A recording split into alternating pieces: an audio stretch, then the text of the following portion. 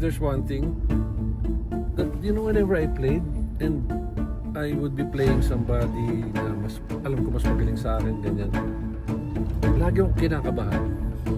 Pero sa totoo lang, pag kinakabahan ako, mas maganda yung laro ko.